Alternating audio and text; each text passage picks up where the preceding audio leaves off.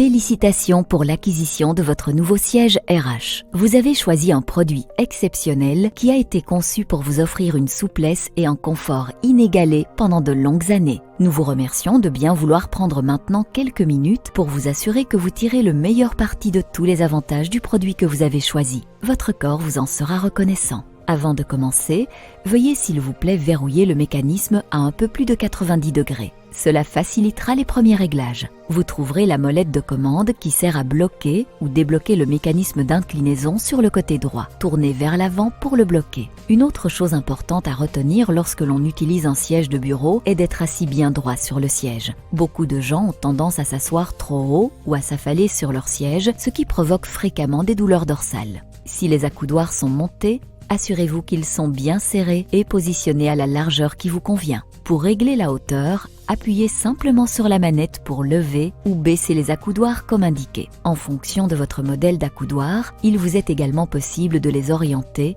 les avancer ou les reculer. Vos avant-bras doivent être à peu près à angle droit par rapport à vos bras et vos épaules détendues. Vous remarquerez que les commandes à votre droite contiennent des symboles pratiques pour faciliter leur utilisation. Nous allons commencer par la hauteur du siège. Soulevez simplement la première manette pour activer le réglage de la hauteur. Vérifiez que vos hanches sont positionnées légèrement au-dessus de vos genoux de manière à créer un angle de plus de 90 degrés. Assurez-vous également que vos pieds sont bien à plat sur le sol.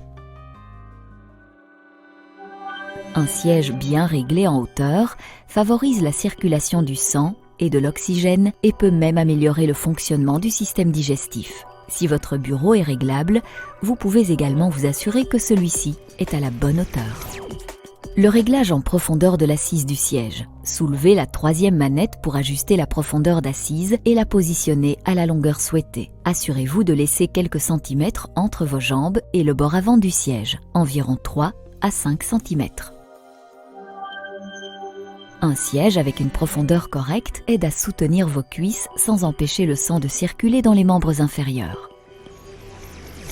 Nous allons maintenant nous intéresser à la hauteur du dossier. Saisissez la manette derrière le siège et tirez-la vers le haut, puis utilisez vos deux mains pour lever ou baisser le dossier. Une fois la bonne hauteur obtenue, appuyez sur la manette vers le bas pour verrouiller. Le dossier est à la bonne hauteur si vous êtes à l'aise et en particulier si le bas de votre dos est correctement soutenu. Essayez différents réglages jusqu'à sentir que le dossier est confortable et vous soutient correctement.